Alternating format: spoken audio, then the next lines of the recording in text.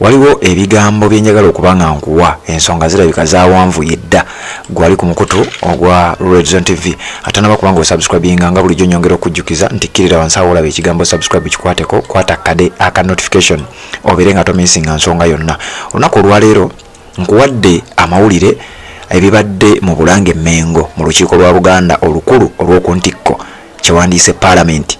Babadde basoma budget ey'omwaka 2024-2025 financial year oba omwaka gw'ebyensimbi. Kakati Oweekitiibwa Katikkiro ayina ebigambo byayogedde bingi wabula nga mu byo ategeezezza Obuganda nga bwe yayogedde ne Ssaabasajja Kabaka ku ssimu era nti Kabaka gyali musanyufu n'ebigenda mu maaso nti era amuwulizza bulungi nnyo n'amwebaza n'emirimu. Tya owange Katikkiro weebali kubanga emirimu gy'okola njiwulira era njagala nnyo.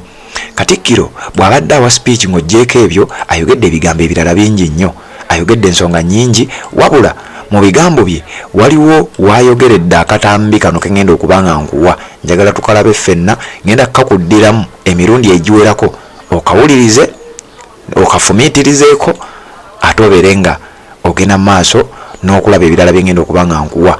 Nga sinaba kubanga nkuwa akatambi kano njagala nsooke nkuzzeeyokko emabega. Zaali ennaku z'omwezi 5 omwezi ogw'Ekkumi omwaka gwali gwa 2023 Robert Kyagulanyi Ssentamu yali ava bweru wa ggwanga.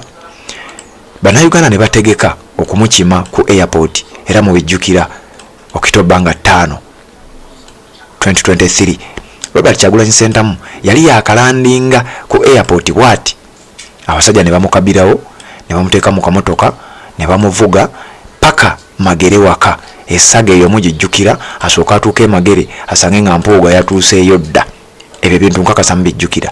Katikkiro wabadde ayogera amentioninze ebintu bino n'ategeeza nti olaba n'omuntu wa bulijjo just ali awo olaba naye bamukwata ku airport ayina engeri gy'abyogeddemu simanyi oba nze sibitegedde naye ng'alinga ategeezera mu bigambo bye naawe ogenda biwulira tubeere nga tudiscussingira wamu. Nja kukusaba ogende mu comment section ombuulire omusajja abadde ategeeza ki. Nze kunze mpulidde nga Katikkiro mu bigambo byazze ng'ayogera nti waliwo bannabyabufuzi abakozesa Kabaka nti bayiseewo ebyobufuzi byabwe era mu bigambo byayogedde kansooke mbikuwe naawe obiwulire nzije tubeere nga tweyongerayo naye wano ng'alinga alumba Robert Kyagulanyi Ssentamu direct wuliriza nzije tubeere nga ate tukatemaatema. Naye wano omuntu wa bulijjo wano juzi wano omuntu bamukwatidde ku kisaawe omuntu atamanyiddwa na kumanyibwa Kabaka bamuyita mwana wa ku luguudo. Abakola bino balowooza ti Abaganda bajja kwekyawa olwo beegugunge bo batuuke ne ku bye baagala. Zimusanze naye wano omuntu wa bulijjo wano juzi wano omuntu bamukwatidde ku kisaawe omuntu atamanyiddwa na kumanyibwa Kabaka bamuyita mwana wa ku luguudo.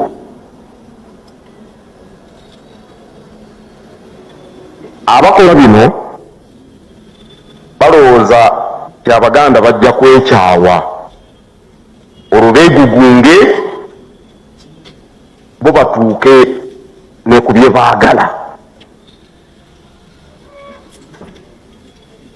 Zimusanze akozesa Kabaka.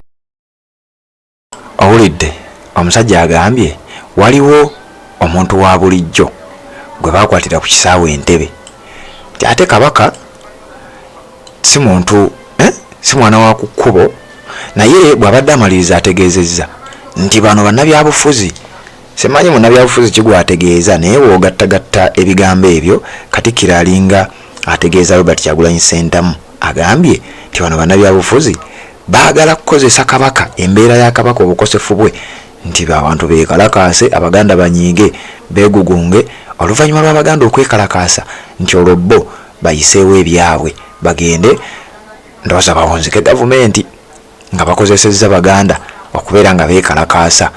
Bigambo bya Katikkiro oli ku Redzone TV.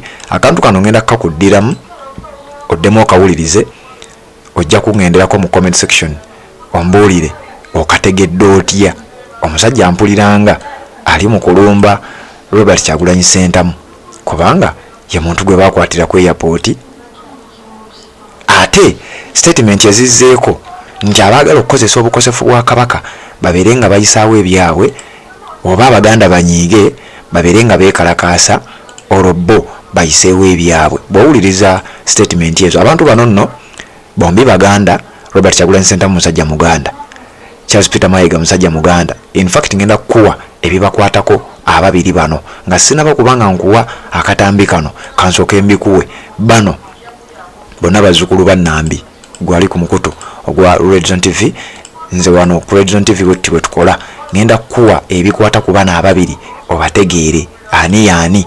Katikkiro Charles Peter Mayiga asinga emyaka 20 gy'asinga ku Bobi Wine olw'ensonga ayina emyaka 62 yazaalibwa mwaka gwa 1962. Robert Kyagulanyi Ssentamu ayina emyaka 42 yazaalibwa mu mwaka gwali gwa 1982. Aho kitegeera naye nga bombi Baganda. Ono Robert Kyagulanyi Ssentamu amanyiddwa nga Bobi Wine yazaalibwa mu ddwaliro ery'enkozi naye nga obuzaale bwe bamuzaala Kanoni Gomba era musajja Muganda nga bwenza okuba nga omanyi.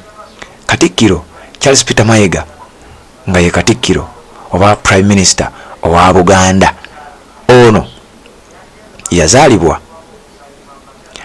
gye bayita Kasanje, bayitayo Kasanje, ekyalo bakiyita Kasanje, Kabonera Parish, Masaka District. Kati neno kirabika ye Abedi Bwanika. Ngenda kwongera okunoonya ekyalo kino Kasanje Village Parish bagiyita Kabonera mu district ye Masaka era mu Namasaka. Taata we ye Saalongo Crispian Mukasa ate nga maama we bamuyitanga Naalongo Rebecca Kyese Mukasa. Yo Charles Peter Mayiga musajja Muganda muzzukulu wa Nambi. Robert Kyagulanyi Ssentamu musajja Muganda era naye muzzukulu wa Nambi eyazaalibwa Gomba ngera Gomba district n'akulira mu ghetto z'e Kamwocha n'agenda naye n'ayita mu makubo ge yayitamu. Kati nno bino ebigenda mu maaso bye bisinze okuleeta ensonga eno. Kati wuliriza ngenda kukuddiramu emirundi 2 gyokka okawulirize gw'omuwulire yabadde ategeeza ki wano era yabadde alumba ani. Oli ku Red Zone TV sooka owulirize nzije tubeere nga tweyongerayo. naye olaba n'omuntu wa bulijjo ono juzi wano omuntu bamukwatidde ku kisaawe omuntu atamanyiddwa na kumanyibwa Kabaka bamuyita mwana wa ku luguudo. Abakola bino balowooza ti Abaganda bajja kwekyawa olwo beegugunge. Olaba n'omuntu wa bulijjo ono juzi wano omuntu bamukwatidde ku kisaawe omuntu atamanyiddwa na kumanyibwa Kabaka bamuyita mwana wa ku luguudo.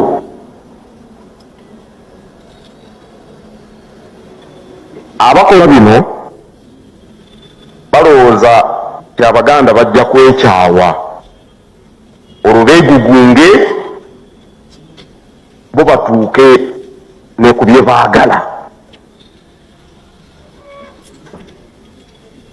Zimusanze akozesa Kabaka ng'akapi.